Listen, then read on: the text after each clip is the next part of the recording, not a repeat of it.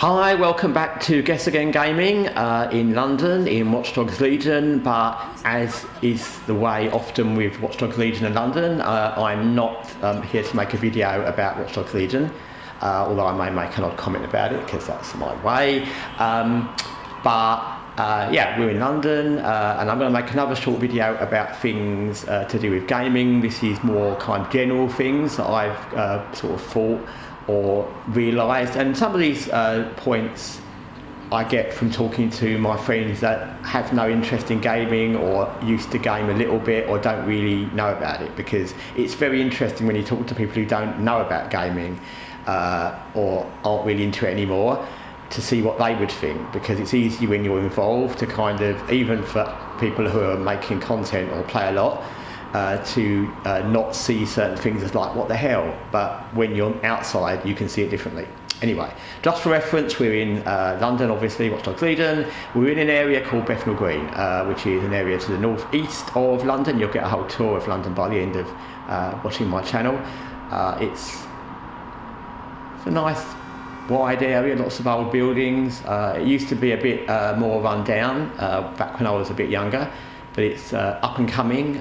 It's quite near central London, so although it used to be a bit run down, it's actually expensive to live there now. And as with doing a news report in any area, I've stepped off the street so people don't walk into me, as they tend to do in Watch Dogs Legion, or walk right in front of the camera. So today's little video is about gaming in general, and how gaming has not only just become monetized, which we know, and that's one thing, but how it's become very complicated, and I'll explain what I mean. When I first started gaming, which was way back in the day, it was Commodore 64 or something like that. It was on a computer, and it was a completely different thing. And then there was PlayStation 1 and PlayStation 2, and you just bought a disc, and it was pretty simple. You went and got the disc and you stuck the disc in the PlayStation, and that was it. That was the whole thing. And it was straightforward. And then, ta-da, the world of online appeared, and that opened up possibilities which have, as with everything online, been good and bad. And they certainly haven't all been bad, but they certainly haven't all been good. And I'd say in gaming, a lot of it's probably more on the bad side, because what's happened is, and this is the theme of the video, whereas you used to go out and buy a disc, and it was a disc, and it was like the disc, and the most you'd ever get maybe was a disc of the main edition, and you might get a double disc or a disc with the special edition or something like that, which might have something extra on it, possibly. I don't think that started that early, but I'm not sure, so maybe. But anyway, and that's it. That was the only option. But now there are numerous different available options on disc. So we're just talking about disc now, these day one editions, and this other sort of edition, and a deluxe edition, and a gold edition, and a premium edition, and that's just in discs. I know from just Watch Dogs Legion, there's a day one, I think there's a day one edition of this. Is certainly a deluxe edition, and I think there's a gold edition and a platinum edition. I think in disc, it certainly is on download. And other games have day one editions, all those things for sure. And that's just in physical discs. And then, because you've got online and downloads, that's opened up the world of DLCs, all the various DLC editions, which are, as I just said, the same as you get with discs, but probably more so, these deluxe editions and gold editions and premium editions and ultra editions, and you can go through the list of them. They've all got slight different names, but they're all the same thing. The super duper fantastic edition, the just super edition, the basic edition, and whatever. And then with that comes all the DLCs, which you get, and some games have absolutely tons. There's tons of DLCs. Some can be new game regions, some can be new game missions, some can be new game characters, some can be new skins. And in case you don't know what skins are like new outfits, things like that, new weapons. Some can be new types of army, or new factions you can play. But there's just so many different types of content, and there's also things, season passes, which give you the option to have all the DLC when it comes out, and you don't have to pay individually. But there's just so many different types of things. And yes, apart from the monetization, which I'm going to touch on, but I've touched on that in a previous video, and I'll touch on that again in much greater detail more often, just on the basis of the amount of content. And as somebody who understands gaming, and I understand games, and I've been playing games for a very long time, and I've had a PSN account for a very long time, it's confusing. If I go to buy a game, a normal game, it doesn't matter what the game is, on the PlayStation Store online, sometimes I'm confused. It's like this game, this the normal game of whatever, it doesn't matter what it is, Assassin's Creed, Far Cry, Fallout, it doesn't matter which one it is, there's so many different games. And then there's this edition, and the extra edition, and the edition that includes that. Then you have to go through all the DLCs and think, which ones do I want, or which ones are included, which ones aren't included. Some of the DLCs include something you need permission. Nowadays, sometimes the DLCs include things that you really do need to play the game properly, unfortunately, but that's another story for another video.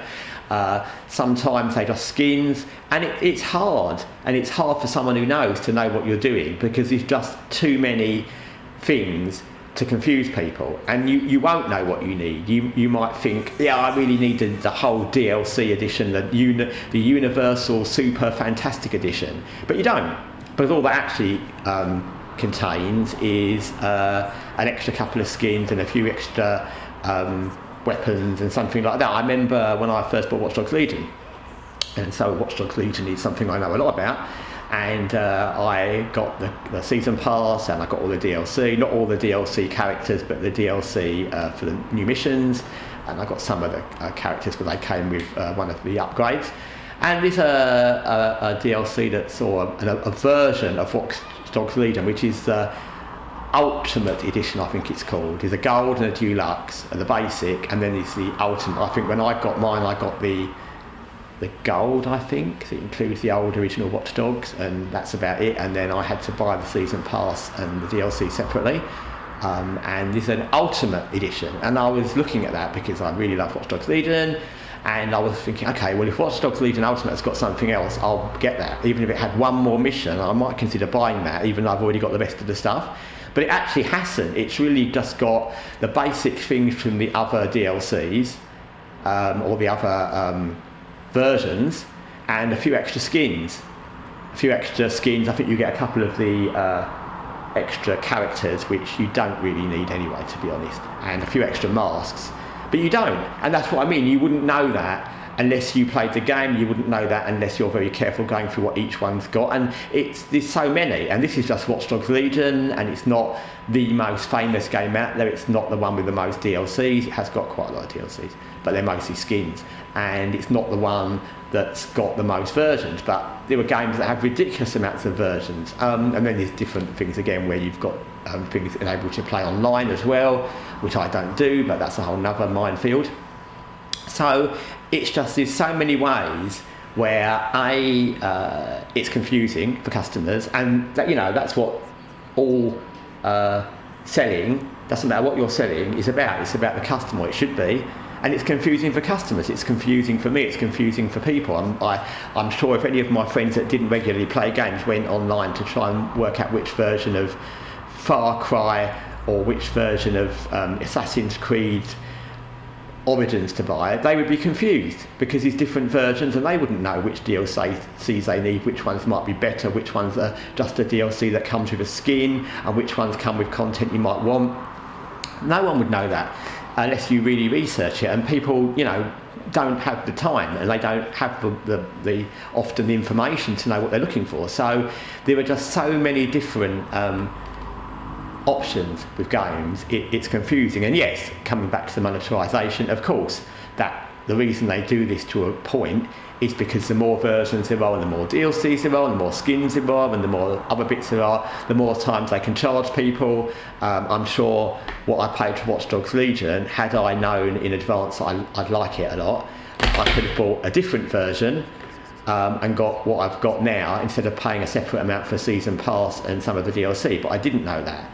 And so I paid more, and I'm into gaming and I understand gaming, but I didn't know. And sometimes you won't know, because as I said, I didn't know I'd want Watch Dogs Legion enough to want to get the extra bits.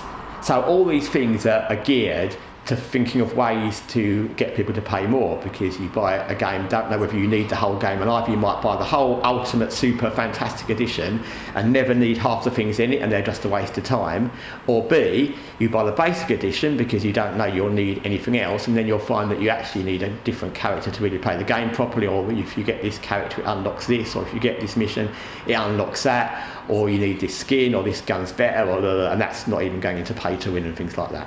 So it's not a good situation, and there's many other things in gaming that are much worse than this.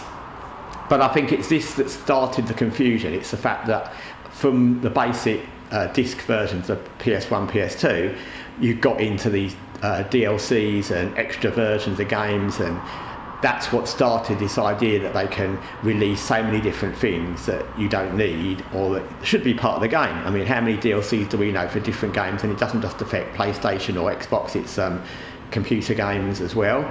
How many DLCs are there where it's just something basic? If you get this DLC, you get an extra faction, an extra character, an extra language, an extra weapon, which really should be in the game.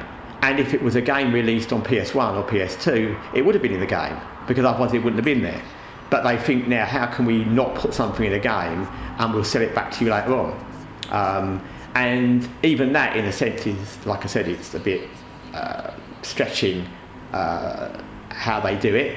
And okay, sometimes maybe it's okay, like I said, if it's skins and it's not necessary for the game, or sometimes it might be new content that's being developed, then okay, you don't have to get it. But even that, the fact they've thought of ways to extend games into let's add this, let's add that, you need this, is not really good. And the fact that basic consumers who don't understand, and like I said, I understand, and I'm sure if I went through all the games I've bought, there's many games where I've paid more than I needed to because I've bought one version that I didn't ever use the DLCs and I didn't need them because they were just skins and content I didn't want.